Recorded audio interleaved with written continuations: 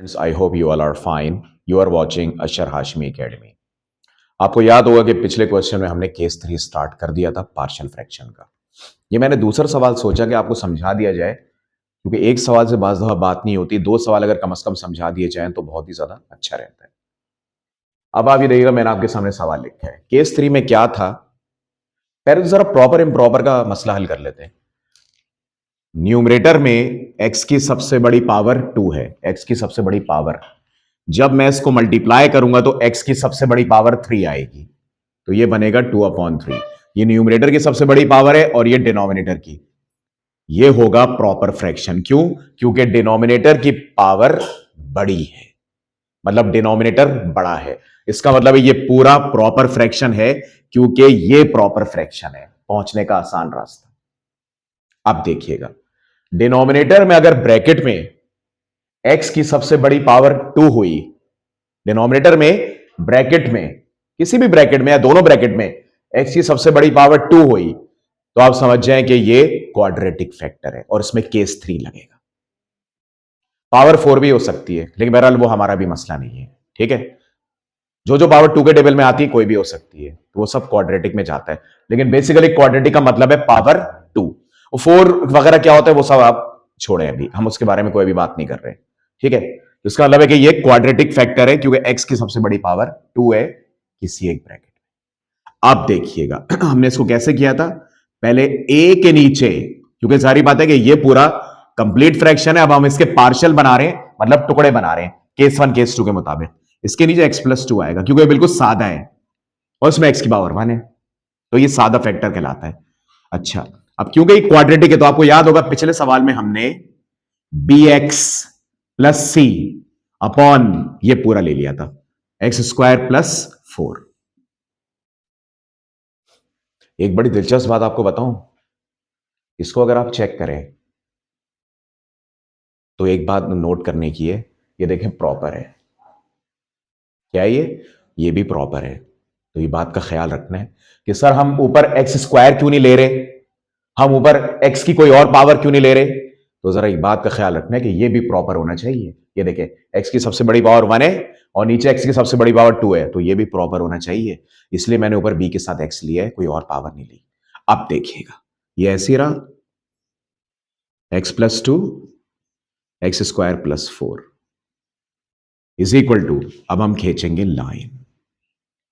जब कभी दो चीजें अपॉन में हो और बीच में प्लस माइनस हो, तो उस सूरत में एलसीएम होता है, और एलसीएम के बदले हम क्रॉस ट्रिक यूज करते हैं। नीचे वालों को तो ऐसे ही लिख दें, आपकी आसानी है। पहले मैं इसको ब्रैकेट में कर दूं, ज्यादा बेहतर है, क्योंकि यहां पे ये ब्रैकेट में था। पहले नीचे वालों को आप ऐसे ही लिख देते हैं, यानी मल्टीप्लाई करके, फिर ये इसके पास जाएगा a x² + 4, और ये जाएगा उसके पास, तो ये bx+c, क्योंकि पूरा एक है, ये पूरा एक है, तो इसके बाद ये वहां जाएगा x+2, ये कैंसिल हो जाएगा। ठीक है, ये बनेगा आपका x² + 4 प्लस कुछ नहीं करेंगे इसको, bx+c और x+2। ये हमारा असल जो है वो आ गया, जिस पे टारगेट कर रहे हैं। याद होगा केस नंबर 1 और 2 में भी हमने कुछ ऐसा ही किया था। अच्छा, अब आपको याद होगा हम लोग टेक किया करते थे ABC के साथ वाले, इसका मैं आपको बता चुका हूं मैंने टेक क्यों नहीं किया, तो मेरे ख्याल से इस पर बताने जरूरत नहीं, क्योंकि ये चला जाएगा इमेजिनरी नंबर पे। ठीक है, तो अब उसको देखते हैं कि और किसको टेक किया जा सकता है। एक ये रहा, टेक x+2 = 0। ये आपको मैं बता चुका हूं कि अगर x² के साथ यहां प्लस हुआ और आगे कोई भी नंबर हुआ, आप उसको टेक नहीं करेंगे, क्योंकि वो इमेजिनरी में जाएगा। चेक करके देख लीजिएगा, यहां से x की वैल्यू आ गई -2, ये -2 इन सब में पुट होगा। अच्छा, एक बात मैं आपको बताऊं शॉर्टकट में, मैंने ये इस ब्रैकेट के साथ वाला लिया, बी और सी एक ही हैं। आपको याद है केस नंबर 1 और 2 में बी और सी अलग होते थे, उनका टेक अलग होता था। अब इन दोनों का कंबाइंड टेक एक ही है। अगर मैं -2 यहां रखूंगा तो ये 0 बन जाएगा और ये इस पूरे को 0 बना देगा। लेकिन आप ये एग्जाम में करके दिखाएंगे उसे, मैं तो आपको डायरेक्ट बताया, ये बनेगा -2 का स्क्वायर 4a, -2 का स्क्वायर 4, 4 + 4 8। जरा मैंने इसको डायरेक्ट कर दिया और ये पूरा 0 हो गया, क्योंकि जब मैं -2 यहां रखूं, -2 + 2 0, जब 0 से मल्टीप्लाई होगा तो उसको खत्म कर देगा। -2 का स्क्वायर 4, 4 + 4 8। अब 8 4 के नीचे आके डिवाइड हो जाएगा। a = 4/8। मैं इसको कैंसिल करके डेसिमल में ले आता हूं। बहुत सारी जगहों पे डेसिमल में नहीं लिया जाता, लेकिन अगर लेकर भी आ जाए तो कोई फर्क नहीं पड़ता। ये मैंने a मालूम कर लिया, 0.5 देख ले, a आ गया 0.5। अब आपको इसमें एक बात बताता हूं, ये मैं सब हटा देता हूं, ये हटा देता हूं और एक काम और करता हूं, ये भी हटा देता हूं क्योंकि टेक लिया जा चुका है और कोई टेक है ही नहीं। तो आपको याद होगा जब कोई टेक नहीं होता था तो हम यहां पर x को न्यूट्रल नंबर 0 के बराबर टेक करेंगे। Take x = 0। यहां 0 आ गया, 0 का स्क्वायर 0। अब देखते हैं क्या होता है। यहां 0 आ गया, 0 का स्क्वायर 0, 0 + 4, ये हो गया 4a प्लस, यहां 0 आ गया, ये 0 बन गया, यहां c रह गया, यहां 0 आ गया, यहां 2 रह गया, तो ये c2 हो जाएगा। a की जगह आप 0.5 पुट कर दें तो 4 × 0.5 2 आ जाएगा। तो 0 = 2 + 2c, ऐसे ही होगा ना। a की जगह 0.5 रख दें, 0.5 को 4 से मल्टीप्लाई करें तो 2 आ गया, 2c, 2 को उधर ले जाएं, -2 हो गया और 2 को नीचे लाके डिवाइड कर दें, c = -2/2, ये आ गया -1, तो c की वैल्यू भी आ गई -1। अब b की जरूरत है और 0 भी टेक किया जा चुका है। अब देखिएगा,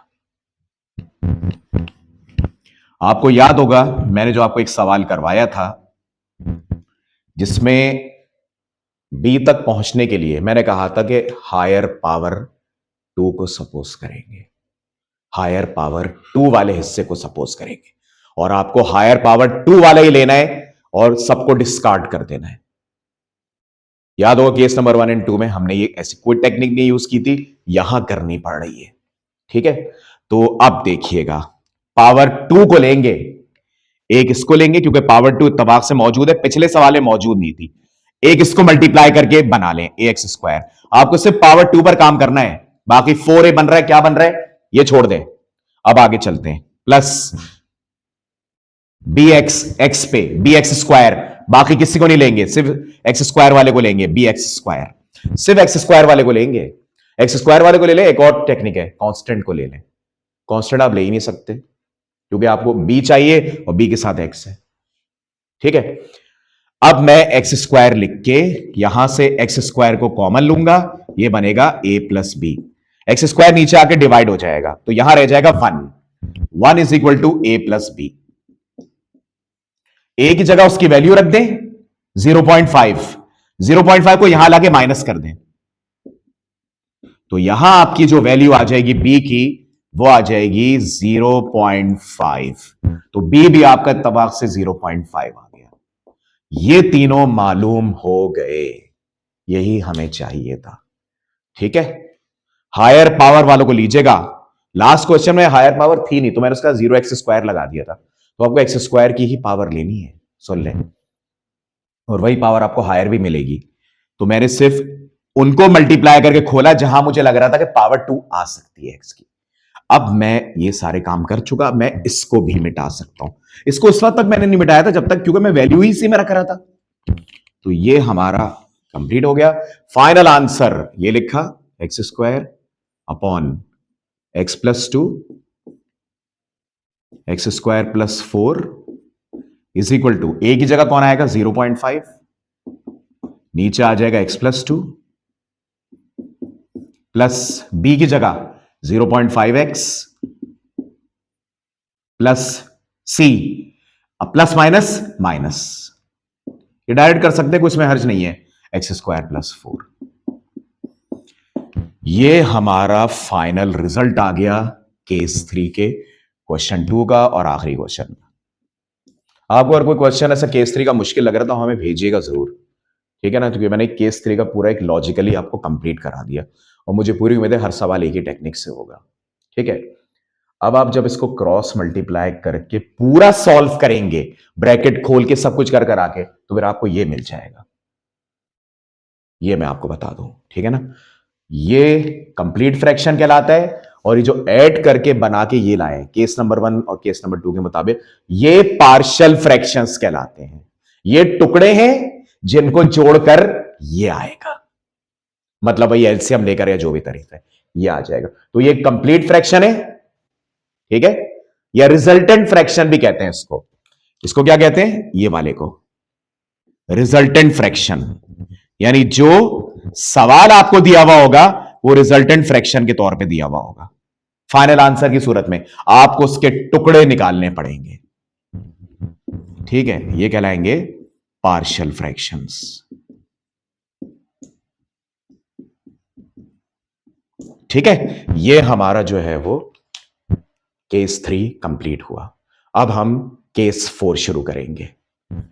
वीडियो अच्छी लगे तो लाइक एंड सब्सक्राइब जरूर कीजिएगा और इसको बार बार देखिएगा, इंशाल्लाह आपको समझ में आ जाएगा। Let's move to part number 3, case number 4, question number 1। अल्लाह हाफिज।